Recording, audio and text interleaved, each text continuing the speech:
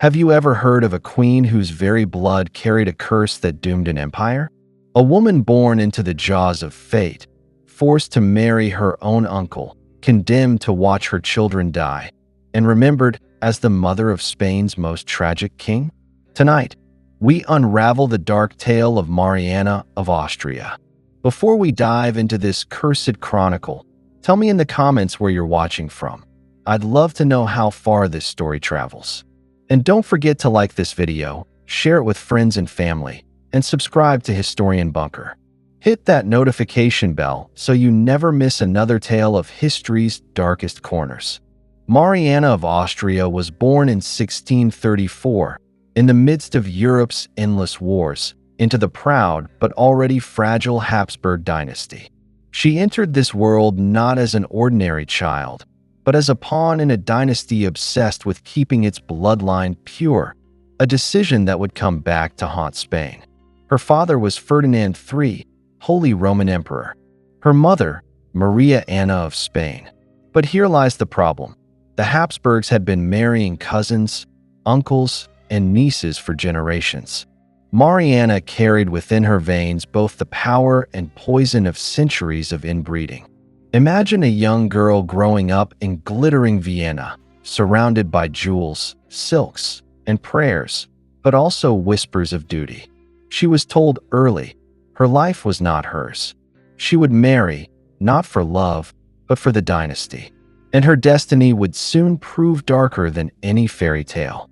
At first, plans were simple. Mariana was betrothed to her cousin, Prince Baltasar Carlos of Spain. He was the shining hope of the Spanish crown, handsome, vigorous, and beloved. For a moment, it seemed her life might at least be tolerable. Then tragedy struck. In 1646, when Baltasar Carlos was just 16, he suddenly died of smallpox. Spain's future collapsed overnight. The country mourned its golden prince. But while his coffin was sealed, Mariana's fate was cracked open and twisted in a way she could not escape. The Spanish court needed a solution. Who could carry the dynasty forward? Their eyes turned not outward, but inward. The matchmakers of the Habsburg family tree began their grim calculations. If not the son, then the father. Mariana was ordered to marry King Philip IV of Spain, her own uncle. Philip IV was 29 years older than her, a king known more for his mistresses and his paintings by Velázquez than for leadership. Mariana, just 15 years old, found herself shipped to Madrid, forced to call her uncle both husband and king. It was not love, it was survival of a doomed dynasty. The marriage was celebrated with pomp, fireworks, and grand illusions of stability. But behind the velvet curtains, Spain was rotting. Wars drained its treasury, the Inquisition strangled its people, and famine haunted its fields. And into this crumbling empire walked a teenage queen, shackled to an aging king.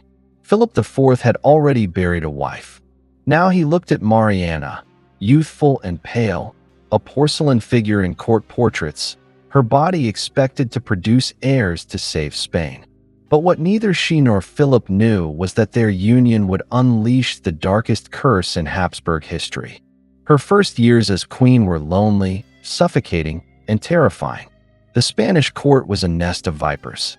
Whispers accused her of being foreign, of being too Austrian, too proud. Every move was watched, every misstep magnified. For Mariana, even her womb became political. By 1657, she delivered a son, Charles. But even in his birth, the curse was evident. The infant's tongue was too large, his body frail, his head disproportionately massive. Court doctors insisted it was nothing. Yet deep down, everyone feared the truth. The dynasty had poisoned itself. Charles, who history would call El Hechizado, the Bewitched, was living proof of the Habsburg curse. His twisted jaw, his chronic illnesses, his stunted growth, his inability to speak clearly. These were the wages of centuries of incest. Mariana was blamed, as if she had birthed a demon. Still, she tried to be a dutiful queen. She gave Philip daughters too, but most would not survive infancy. Death became Mariana's shadow. She wept in private while keeping her face cold and composed in public. In the world of monarchs, grief was weakness, and weakness was treason. Philip IV grew older, weaker, more detached. He clung to his mistresses while Mariana clung to her prayers. She was left isolated in the labyrinth of Madrid's Alcazar Palace, surrounded by priests who whispered that every disaster was God's judgment for Spain's sins. By the late 1660s, disaster struck again. Philip died in 1665, leaving a widow of 31 and a son of 4 as king. Overnight, Mariana became La Reina Gobernadora, the Queen Regent, a woman ruling Spain. But her rule was not triumph. It was terror, suspicion, and curses. The court looked at young King Charles II, frail, sickly, barely able to stand, and then at Mariana, who held power in his name. Whispers grew. Was this woman cursed? Was she ruling Spain into ruin? Or was she simply a prisoner of fate, doomed by blood she never chose? Spain's enemies pounced. France under Louis XIV, the Sun King, mocked Spain as weak, decadent, and doomed. Diplomats wrote of Charles as a child who could barely feed himself. And Mariana, clutching to power, became the face of Spain's humiliation. Yet through it all, she endured.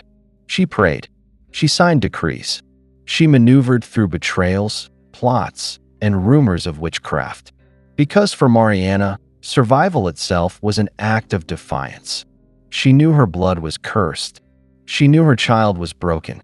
But she would not let Spain collapse, at least not yet.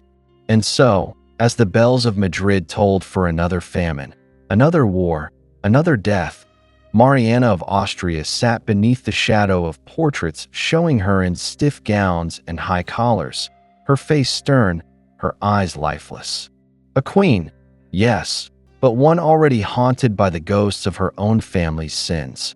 When Philip IV died in 1665, the crown passed to his 4-year-old son, Charles II. The boy was too fragile to stand alone, so Spain turned to his mother, Mariana of Austria, to rule as regent.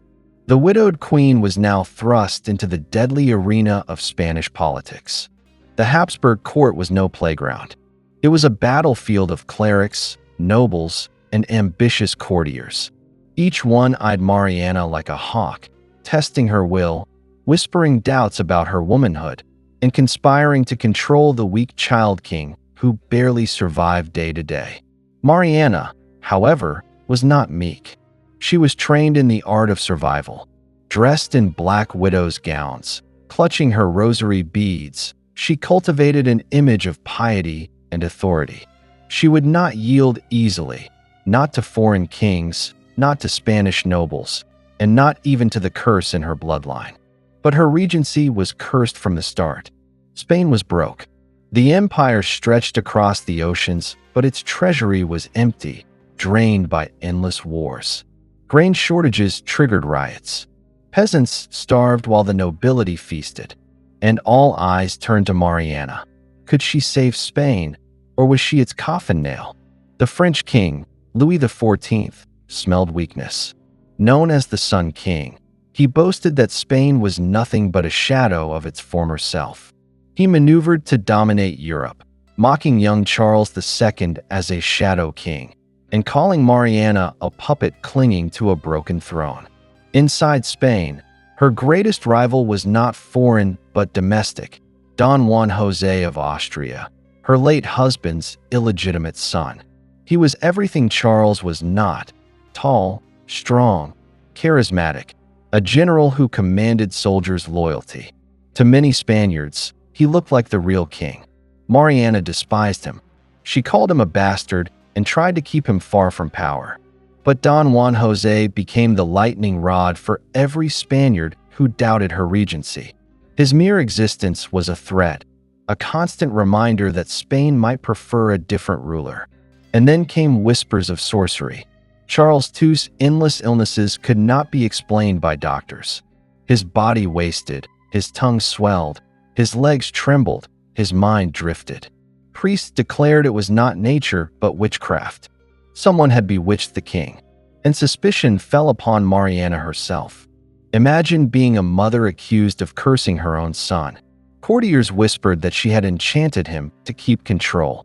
Pamphlets spread rumors that the queen consorted with witches in Madrid's shadows, that black candles burned in her chambers.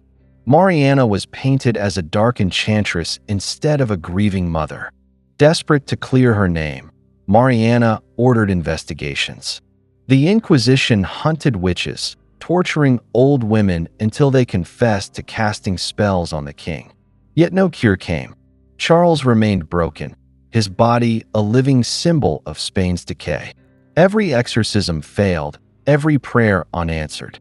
Still, Mariana fought. She clung to regency with iron resolve. She wrote endless letters, signed decrees, and struggled to keep Spain alive. But her enemies multiplied. Don Juan José marched into Madrid with armies at his back, demanding power. To the starving masses, Mariana's prayers seemed useless compared to his sword. In 1677, the inevitable came. Don Juan José forced her into exile from court. He became the de facto ruler, basking in the cheers of Madrid. Mariana, the Queen Mother, was pushed aside like a shadow of history. But curses do not end so easily. Within a year, Don Juan José was dead, suddenly, mysteriously, without warning. Some whispered poison, others divine justice. Once again, Mariana returned to court. Her enemies called her the Black Widow of Spain. Yet her return was not triumph. It was survival, barely. By now, Charles II was a grown man in name only. He could barely chew his food. He drooled in public, his speech slurred, his body skeletal. Physicians recorded with horror his deformities. His jaw so twisted he could not close his mouth, his limbs weak, his spirit childlike. Spain's hope rested on this broken king. Could he produce an heir? Could he save the dynasty?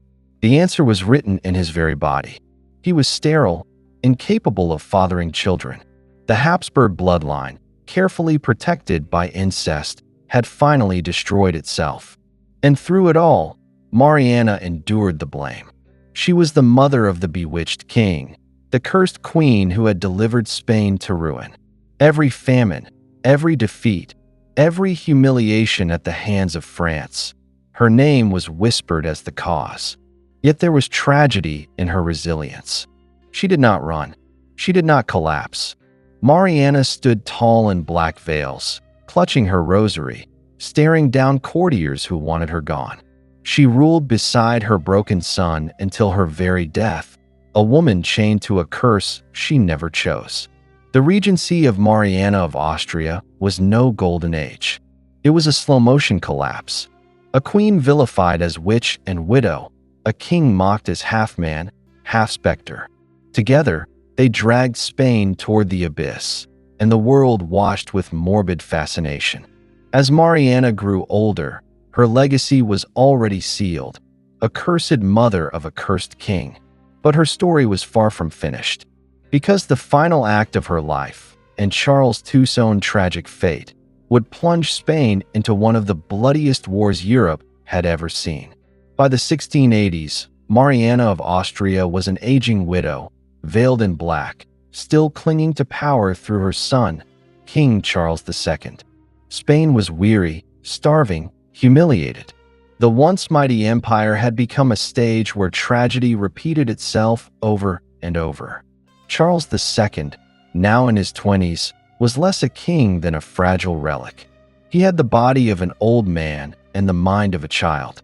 He staggered through court ceremonies, his drooling mouth and misshapen jaw shocking foreign ambassadors who wrote back in disbelief.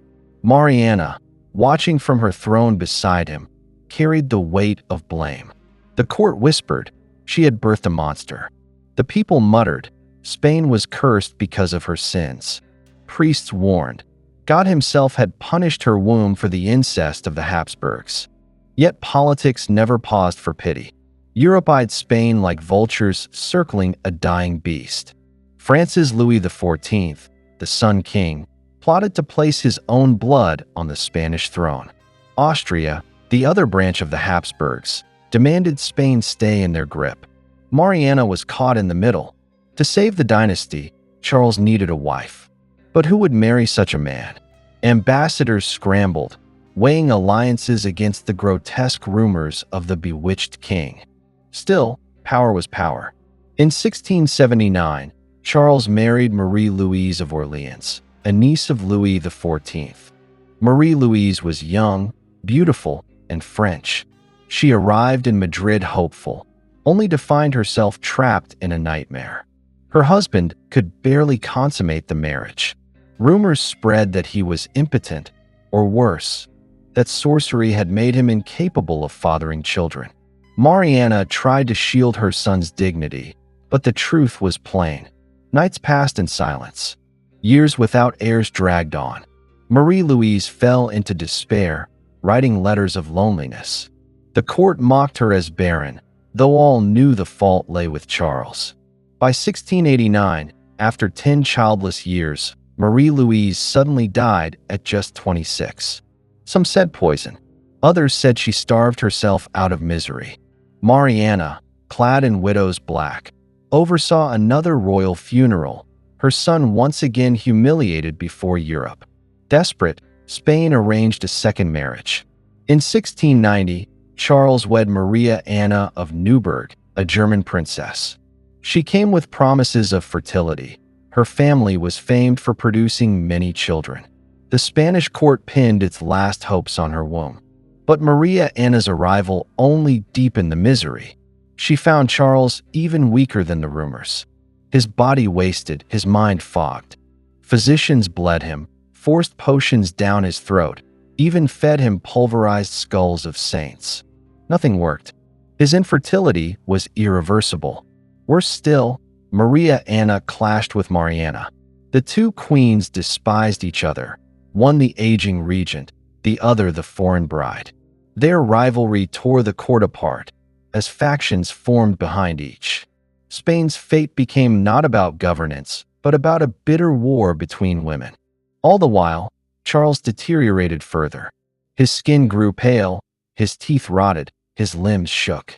He suffered convulsions, hallucinations, and fainting fits. Foreign doctors described him as more a corpse than a king. Mariana stood by him, her cursed creation, refusing to abandon her role. The people of Spain whispered darker theories. They claimed Charles was possessed, bewitched since birth. Priests performed exorcisms, tying holy relics to his body, chanting prayers through the night. He vomited, screamed, and fainted, but no cure came. His very existence seemed like a mockery of kingship. Mariana, in her old age, became the villain of every story. Pamphlets accused her of poisoning queens, of using witchcraft to keep her son alive, of clinging to power while Spain rotted. Her black veils and stern face only fueled the image of a queen cursed by God. By the mid-1690s, Spain was unraveling. Armies collapsed. Territories slipped away. France loomed larger than ever. Mariana, frail and sick, still signed decrees in her son's name, her trembling hand guiding Spain toward its inevitable reckoning. In 1696, Mariana of Austria died at the age of 61. Her passing was not peaceful, it was political. Her enemies rejoiced, her allies wept, and her son Charles was left more vulnerable than ever. The Queen Mother, accused of curses, sorcery, and ruin, was gone. But with her death, Spain's tragedy did not end. It only deepened. For without Mariana, Charles stood alone, a broken king with no heir, surrounded by vultures. And the vultures were ready to tear Spain apart in one of Europe's most catastrophic wars. Mariana's final act was not written in her lifetime. It came in the aftermath, when her cursed son died childless, and Spain's throne became the prize of Europe's greatest powers. The dynasty she fought to preserve was about to collapse in flames. And yet, Mariana's shadow lingered. To some, she was the cursed mother who doomed Spain. To others, she was a woman who fought against impossible odds, clinging to survival in a world where blood, faith and fate intertwined into tragedy. When Mariana of Austria died in 1696, her son Charles II was left completely exposed. The Queen Mother, who for decades shielded him with her political maneuvers, was gone. Spain's king, frail and broken, now stood as a tragic figure watched by the entire world. Charles II was 35 years old, yet he looked like a man twice that age. His face was ghostly pale, his body skeletal. His jaw jutted grotesquely forward, saliva often dribbling down his chin. He had trouble walking, speaking, even breathing. The bewitched king was dying before his people's eyes. Europe waited like vultures. Spain was still vast, controlling lands from the Americas to the Netherlands, but its throne had no heir. Every royal court, from Versailles to Vienna, schemed for the inheritance. The death of one man would ignite a war that could engulf the continent. Charles knew it. He lived in constant fear. Obsessed with witchcraft, he blamed demons for his condition. He subjected himself to endless exorcisms. Priests placed holy relics on his body, whispered prayers over his twisted frame, but nothing could undo what centuries of incest had done. His second wife, Mariana of Neuburg, despised him. Their marriage was loveless, childless, and poisoned by factions.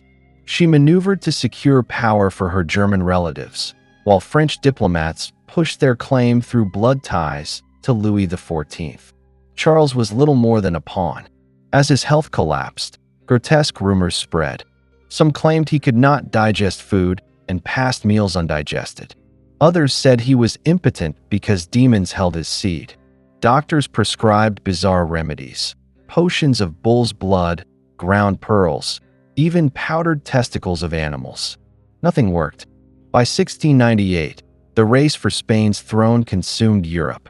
England, France, Austria, and the Dutch Republic formed shifting alliances, each fearing that the Spanish crown falling to one rival would tip the balance of power forever. Diplomats carved up Spain's empire on paper before Charles was even dead. But Charles was not quite finished. He clung to life with a tenacity that shocked observers. Frail, yes. Bewitched, yes. But he lived on, year after year, a living corpse whose survival delayed Europe's plunge into war. His reign was a slow-motion collapse, a candle sputtering against the wind. In his final years, Charles became obsessed with his own fate. He demanded that priests perform necromantic investigations. They dug up corpses of past queens, seeking answers from the dead. The reports only confirmed his fears. He was cursed, born under a spell that doomed Spain itself. Finally, on November 1st, 1700, Charles II of Spain died.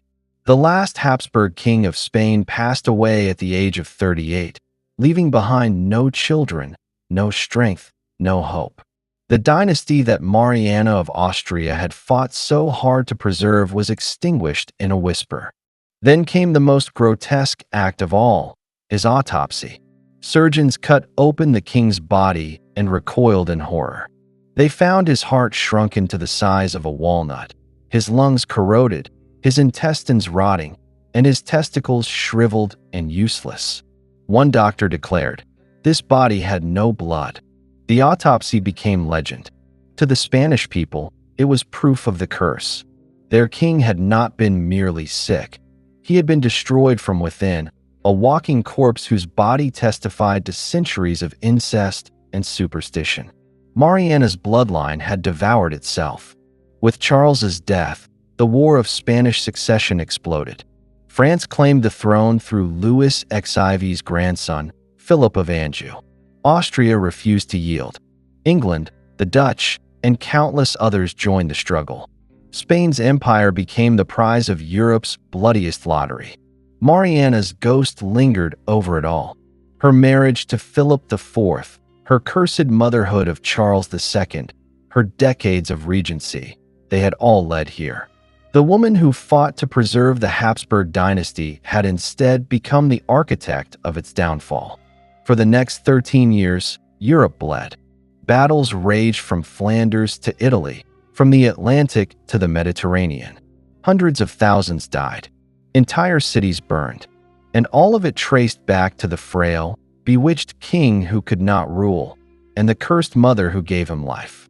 Spain itself was torn apart. Some supported the French claimant, Philip V. Others backed Austria. Brothers fought brothers. Towns split in loyalty. The once mighty empire Mariana inherited was now little more than a carcass, fed upon by greater powers. And yet, history never forgot Mariana. Was she a villain, cursed for marrying her uncle and birthing a broken heir? Or was she a victim, a woman trapped in dynastic chains, forced into decisions no human should bear? Her legacy is haunted, tragic, and endlessly debated. The War of Spanish Succession raged on after Charles II's death, transforming Europe into a giant battlefield. France, Austria, Britain, and the Dutch fought for Spain's corpse, but Mariana of Austria's shadow was never far away. She had died in 1696, but her ghost still ruled Spain. Philip of Anjou, Louis XIV's grandson, eventually took the throne as Philip V of Spain. His victory marked the end of Habsburg Spain and the dawn of Bourbon rule. But the empire Mariana had fought to preserve was gone. Spain was no longer master of Europe. It was a weakened pawn. Mariana's story did not end with her burial. For centuries, historians painted her as the black-veiled witch who birthed the most cursed king in European history. In portraits, she looks severe, pale, and ghostly, as if even Velázquez's brush could not hide the chill of her fate. Her son Charles II became the symbol of decline. He was not remembered as a ruler, but as a living autopsy, proof of the dangers of incest and dynastic obsession. Mariana, by extension, was remembered as the mother of Spain's doom, the queen whose womb killed an empire. But was that fair? She never chose her marriage. She never asked to wed her uncle or to preserve a bloodline that had already rotted from within. She was a girl of 15, ordered to serve a dynasty. Her curse was not witchcraft. It was the cruelty of political breeding. Yet Spain never forgave her. Pamphlets mocked her, priests blamed her, courtiers plotted against her. Even in death, she remained the convenient scapegoat for a kingdom that could not face its own decay. Mariana became the face of Spain's shame, and perhaps that is why her story endures. Because she embodies the tragic question, how much of our fate is our own, and how much is written in blood long before we are born? Mariana of Austria was not simply a queen, she was a prisoner of her own lineage. When we look at her portraits now, stiff and ghostly, we see more than a queen. We see a warning. A woman trapped by incest, cursed to watch her children die, forced to defend a broken empire while the world mocked her. Her life was not power, it was survival. Charles II's grotesque autopsy sealed her legacy. Doctors claimed his body had no blood, as if even his life force had been drained by the sins of his ancestors. That image stuck. A king without blood, and a mother whose story was painted in black. But perhaps Mariana's tragedy was not that she cursed Spain, but that she loved it too much. She clung to its survival, fought to protect her son, and endured endless humiliation. In her own way, she was stronger than any soldier, carrying the weight of a doomed crown alone. History remembers Mariana of Austria as Spain's most cursed monarch, but behind the veil, she was also its most tragic. A woman forced into an impossible role, remembered not for her courage but for the curse she could never escape.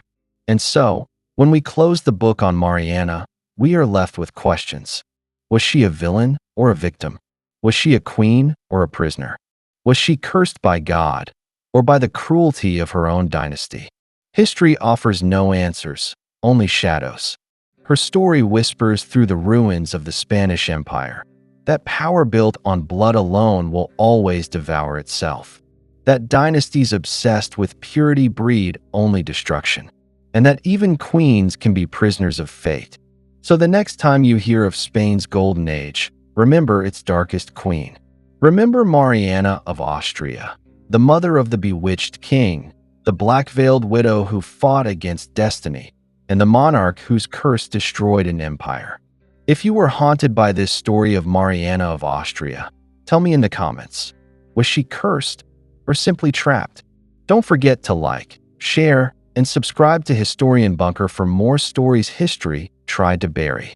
Turn on the notification bell so you never miss the next chronicle of power, blood, and betrayal.